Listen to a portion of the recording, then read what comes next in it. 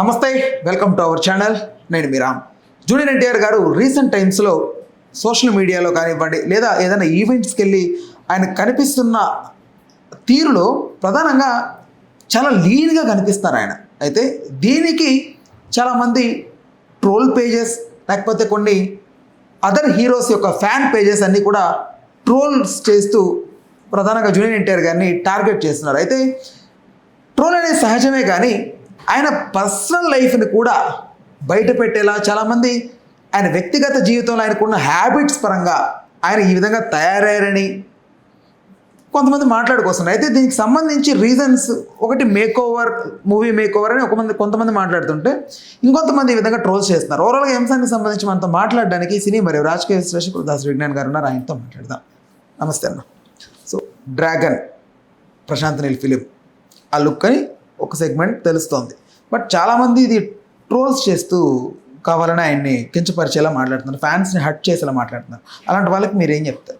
నేను పట్టించుకోవద్దని చెప్తా. ఏంటి ఇప్పుడు వాళ్ళ ప్రాబ్లం ఏంటి? జూనియర్ ఎన్టీఆర్ గారు అంత సన్నగా ఉండడానికి జూనియర్ ఎన్టీఆర్ ఫోటోషూట్ చేయించుకొని ఓకేనా 10 స్టిల్స్ ఇన్స్టాగ్రామ్లో పెట్టి కామెంట్లు చేయండి అని వదిలేడు అనుకో. ఫర్ ఎగ్జాంపుల్ చాలామంది హీరోయిన్లు పెట్టుకుంటారు కదా ఇట్లా స్టిల్స్. అప్పుడు పాజిటివ్గా వచ్చినా నెగిటివ్గా వచ్చినా తీసుకోవచ్చు, తప్పు లేదు. నువ్వు ఆయన ఎక్కడో పెళ్లిలో చూసి, ఎక్కడో ఫంక్షన్లో చూసి, ఎక్కడో షాపింగ్లో చూసి నీకు నచ్చినట్టు ట్రోల్ చేస్తే వాళ్ళకి మనం సమాధానం ఎందుకు చెప్పాలి? కాంతార ఈవెంట్ నుంచి స్టార్ట్ అయింది అది.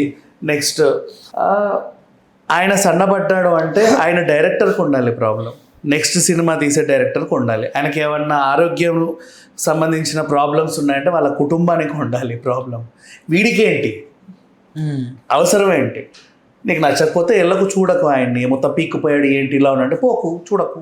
నిన్ను చూడమని కూడా ఎవరు చెప్పట్లేదే. అదే అవసరం ఏముంది? అంత రక్కాల్సిన అవసరం. ఫ్యాన్స్ హర్ట్ అవుతారు, హర్ట్ చేయాలని కూడా కొంతమంది రాసుకుంటారు. అసలు ఈ క్రిమ్స్ని పట్టించుకోవాల్సిన అవసరం ఏంటి? నీకు ఆయన నచ్చితే చూడు, నచ్చకపోతే దూరంగా ఉండు. ఆయన్ని నచ్చే వాళ్ళు చూసుకుంటారుగా. ఇప్పుడు నాకు జూనియర్ ఎన్టీఆర్ ఎలా ఉన్నా ఇష్టమే, నాకు ఇష్టమే, నేను చూస్తాను.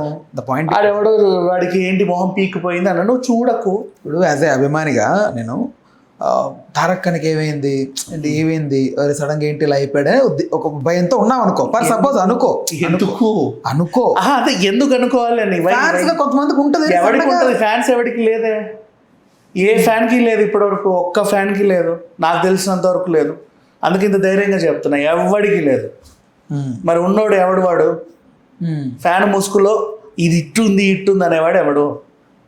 ఫ్యాన్స్ ఎవరికి లేదు, బంగారంలా ఉన్నారు వాళ్ళ ఫ్యాన్స్ అంతా కూడా. దానికి తోడు మొన్న ఆయన ఏది యాడ్ షూట్ అప్పుడు ఆయనకి యాక్సిడెంటల్ గా ఉన్నాయి, టెన్షన్, కొంచెం ఆరోగ్యంగా బాగాలేదు, అందుకే అయినా సరే వచ్చారని కూడా చెప్పుకున్నాడు కాంతారా ఈవెంట్ లో. అదొక టెన్షన్ ఉంటుంది. ఫ్యాన్స్ టెన్షన్ ఉందా, లేకపోతే ఈయనకి ఏదైనా అవ్వాలన్న కోరికలు ఉన్నాయా?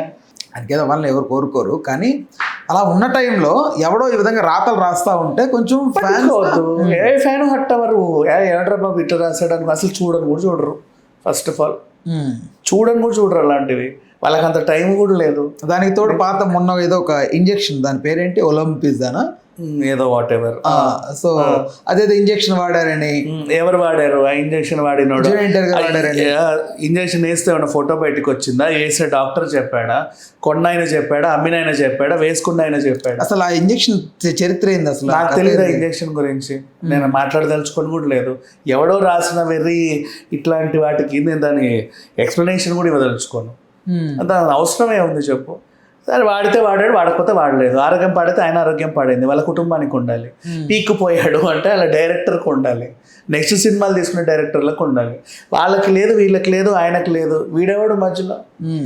వీళ్ళ ప్రాబ్లమ్స్ ఏంటి? పీక్కుపోయాడు చూడకు, నీకు పీక్కుపోతే నచ్చకపోతే. ఇప్పుడు ఫర్ ఎగ్జాంపుల్ సరే పీక్కుపోయాడు ఒప్పుకుంటాను నేను. తంగలాండ్లో విక్రమ్ ఎలా ఉంటాడు? సెవెంత్ సెన్స్లో సూర్య ఎలా ఉంటాడు? ఆ డైరెక్టర్ వాళ్ళని ఎలా తయారు చేసుకున్నాడు? నెక్స్ట్ సుప్రీం యాస్కిన్లో కమల్ హాసన్ ఎలా ఉంటాడు చెప్పు. మరి ఆ క్యారెక్టర్ తగ్గట్టు ఏమైనా తయారయ్యాడేమో వీడికి తెలుసా? తెలియదు కదా. దేవరలో కొంచెం బొద్దుగా అయ్యాడు, సెకండ్ హాఫ్లో కొంచెం సన్నబడ్డాడు, ఆది సినిమాలో ఇంతున్నాడు, యమదొంగకు అంత అయ్యాడు, కంత్రి ఇంకా సన్నబడ్డాడు. వాళ్ళ ఇష్టం అబ్బా. ఆ డైరెక్టర్లకు ఉండాలి. ఈయన వల్ల ప్రాబ్లమ్స్ ఉంటాయి.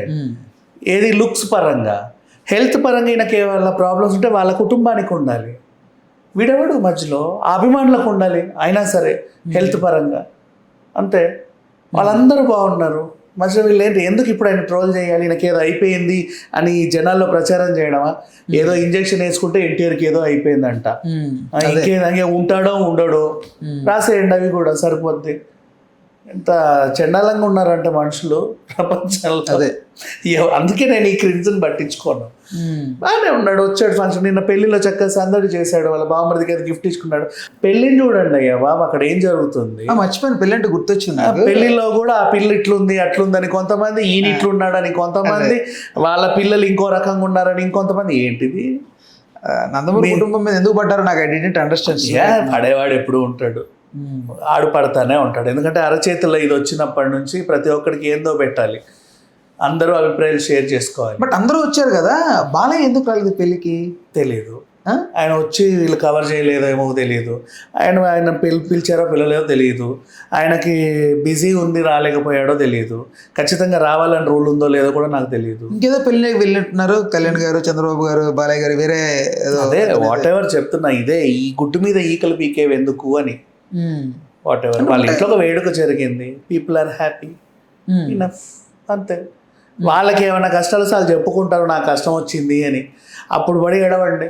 మొన్న కూడా పాపం నేను నొప్పితో ఉన్నానని చెప్పుకున్నాడు కదా, అవి వాళ్ళు అయ్యో పాపం అయినా సరే వచ్చాడు అనుకున్నారు. ఇట్స్ ఓకే, అంతే. పీక్కుపోయాడు, తరుక్కుపోయాడు, ఏదో మొత్తం గుండె బరువెక్కి కొట్టుకుంటున్నారు, ఎందుకు ఈ పెట్ట?